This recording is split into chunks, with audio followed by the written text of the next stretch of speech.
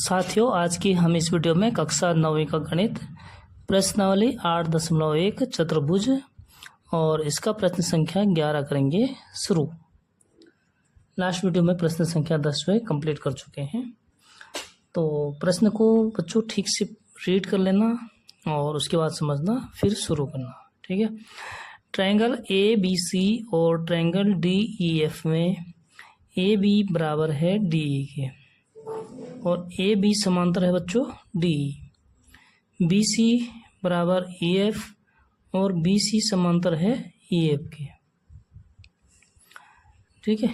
तो शीर्षों A, B और C को क्रमशः शीर्षों D, E और F से जोड़ा जाता है। तो दर्शाइए कि चतुर्भुज ABD एक समांतर चतुर्भुज है। ठीक है। इस प्रश्न के हमारे पास 6 पार्ट हैं, तो एक एक करके सॉल्व करेंगे। सबसे पहले इसकी आकृति बना देते हैं बच्चों। हमारे पास है 2 त्रिभुज, तो यहाँ पे हम 2 त्रिभुज बना देते हैं। पहला है बच्चों A, B और C, और इसी के आगे एक त्रिभुज और बना देते हैं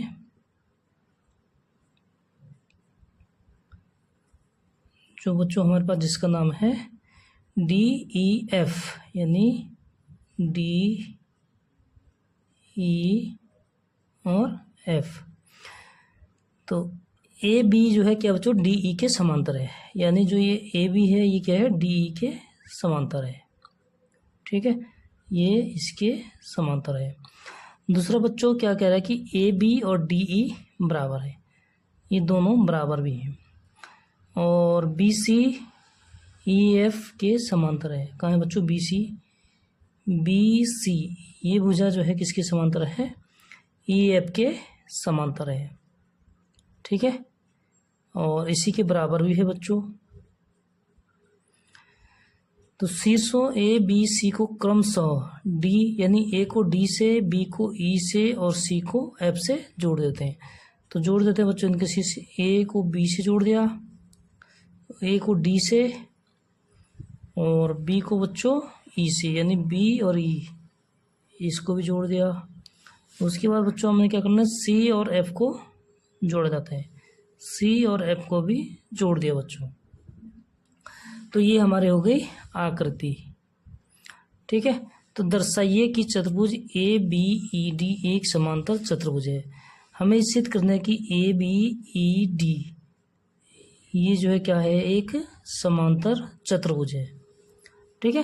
तो समांतर चतुर्भुज की आप जो है विशेषता जानते हैं कि इसमें क्या कहते हैं। एक तो उसके समांतर भुजाओं का युग्म, ठीक है, सम्मुख भुजाओं का युग्म क्या होता है समांतर होता है, जो कि हमें दिया है बच्चों।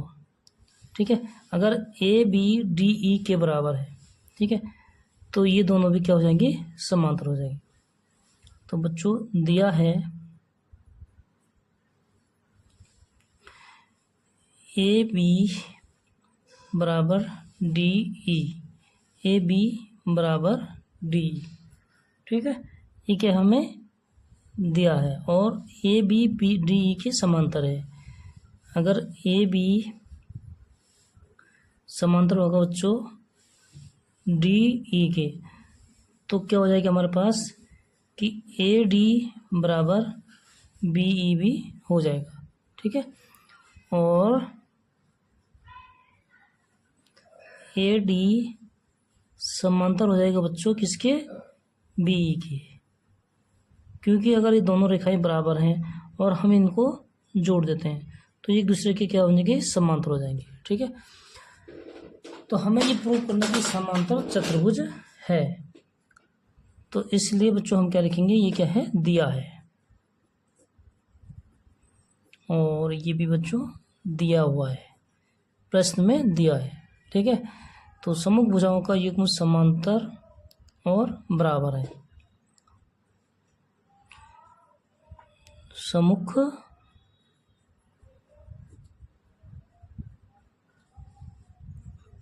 भुजाओं का युग्म समांतर और बराबर है। ठीक है बच्चों। अगर सम्मुख भुजाओं का युग्म समांतर और बराबर होता है तो क्या होता है, अतः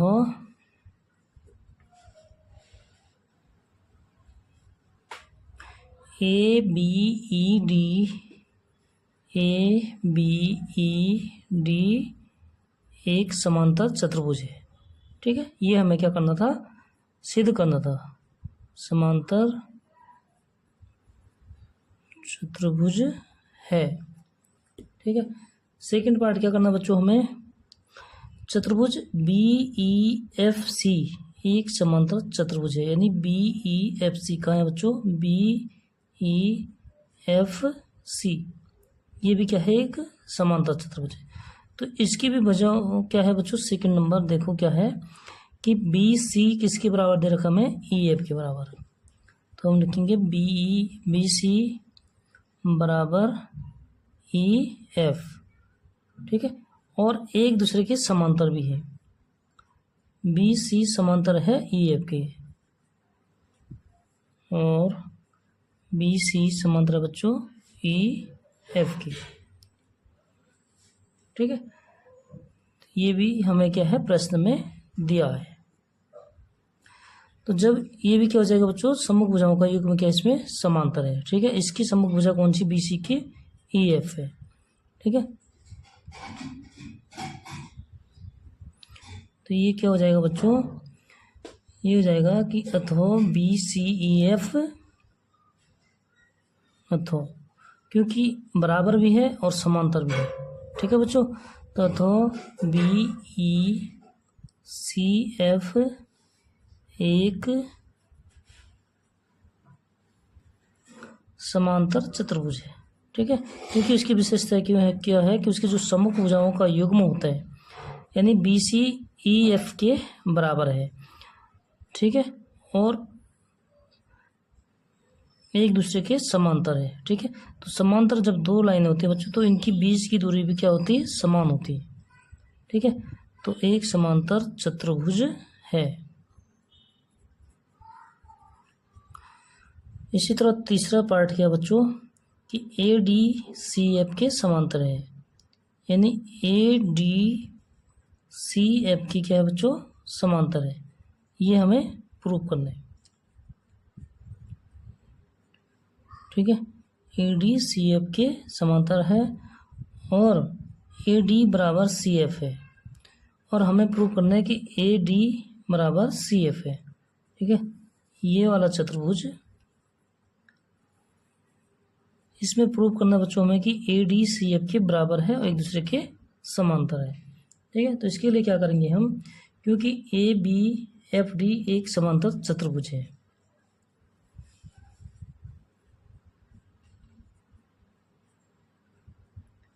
क्योंकि A B C F A B F D A B, ठीक है, ए डी कौन सा बच्चों, ए बी एफ डी, तो ए बी ई डी एक समांतर चतुर्भुज है। ठीक है, क्या बच्चों, E D A B E D एक समांतर चतुर्भुज है। ठीक है, तो थर्ड पार्ट क्या बच्चों, क्योंकि ये हम प्रूव कर चुके हैं, A D A B E D, क्योंकि ए बी ई डी क्या है, एक समांतर चतुर्भुज है। ठीक है, अगर ये समांतर चतुर्भुज है बच्चों, तो देखो ए डी बराबर बी। ठीक है, ए डी किसके बराबर है, बी, तो ए डी बराबर बी ई। ठीक है, समांतर चतुर्भुज है इसलिए क्या होते हैं, बराबर होते हैं, सम्मुख भुजाएं। तो ए डी किसके बराबर हो जाएगी, बी ई के बराबर, और ए डी क्या हो जाएगा, बी ई के समांतर भी हो जाएगा। ठीक है, बी ई के समांतर हो जाएगा।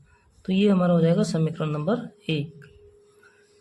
और बी ई एफ सी एक समांतर चतुर्भुज है, BEFC ये भी क्या है बच्चों, एक समांतर चतुर्भुज है।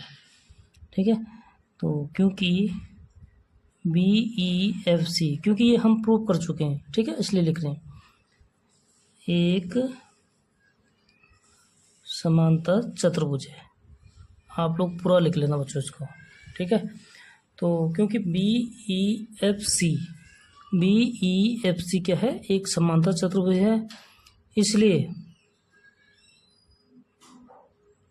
क्या हो जाएगा बच्चों, BEC के बराबर हो जाएगा, BECF के बराबर हो जाएगा। ठीक है, यानी BE बराबर CF और BE समांतर है CF की। ठीक है, ये हम प्रूव कर चुके हैं बच्चों। तो ये हो जाएगा हमारा समीकरण नंबर 2। ठीक है, तो समीकरण 1 और 2 से देखो, समीकरण 1 और 2 से BE बराबर क्या है बच्चों, CF। BE और यहाँ BE किसके बराबर है, AD के बराबर। तो हम क्या लिख सकते हैं कि समीकरण 1 और 2 से, क्योंकि जो चीज़ हम प्रूव कर देते हैं बच्चों, उसी से जो है हम आगे का रिजल्ट भी निकालते हैं। ठीक है, तो इसमें देखो, जब ABED एक समांतर चतुर्भुज है तो उससे क्या हुआ कि AD BE के बराबर है। ठीक है, क्योंकि BE के बराबर है और इस वाले चतुर्भुज में BE है, तो ये भी हम प्रूव कर चुके कि BECF एक समांतर चतुर्भुज है। तो इसकी जो दो सम्मुख भुजाएं होंगी ये भी क्या होंगी बच्चों, बराबर होंगी। ठीक है, तो समीकरण 1 और 2 से देखो, BE AD के बराबर है और यहाँ पे BE किसके बराबर है, CF के बराबर है। यानी बच्चों हम क्या लिख सकते हैं कि AD किसके बराबर है, CF के बराबर है। ठीक है, AD किसके बराबर है बच्चों, CF के बराबर है। ठीक है, और उसके समांतर भी हो जाएगी बच्चों। ठीक है, क्योंकि यहाँ पे जब देखो कि BE AD के समांतर है और BE CF के भी समांतर है। BE क्या है, AD के समांतर है, CF की भी समांतर है। तो जो ये रेखा होगी AD, ये किसकी समांतर हो जाएगी, CF के समांतर। यानी बच्चों AD समांतर हो जाएगी CF। ठीक है, तो इस चीज़ से क्या निष्कर्ष निकलता है बच्चों कि AD अगर CF के समांतर है और दोनों क्या है, बराबर भी हैं, तो इससे सिद्ध होता है कि जो है ADCF, इसलिए ADCF क्या है बच्चों, एक समांतर चतुर्भुज है। ठीक है, आप लोग इसको पूरा लिखना, समांतर चतुर्भुज है। ठीक है, क्योंकि दोनों भुजाएं बराबर हैं और दोनों एक दूसरे के क्या है, समांतर हैं। यहाँ हम रीजन लिख देंगे बच्चों, क्योंकि सम्मुख भुजाओं का युग्म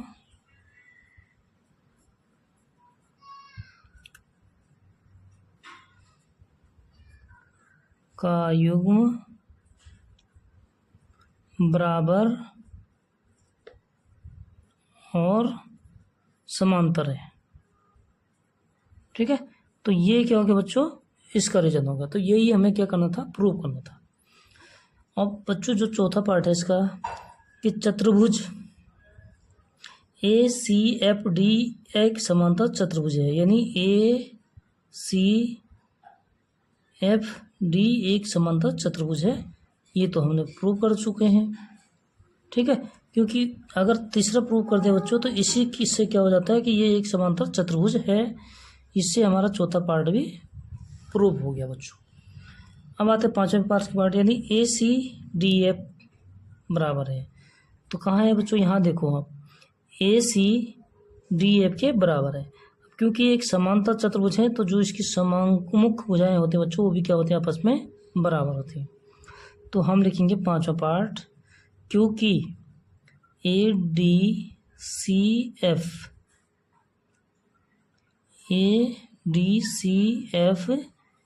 एक समांतर चतुर्भुज है, तो इसलिए AC किसके बराबर हो जाएगा बच्चों, FD के बराबर। ठीक है, और ए सी समांतर हो जाएगा एफ डी के। ठीक है बच्चों, तो ये हम जो है प्रूव कर चुके हैं। ओके, तो इससे क्या हो जाएगा बच्चों, ए सी डी एफ भी बराबर हो जाएगा, ए सी इसके बराबर हो जाएगा डी एफ के बराबर। ठीक है, तो यही हमें सिद्ध करना था। और छठवां पाठ है बच्चों लास्ट, चतुर्भुज ए सी एफ डी एक समांतर चतुर्भुज है। छठवां है हमारे पास कि त्रिभुज ए बी सी सर्वागसम है डी ई एफ की।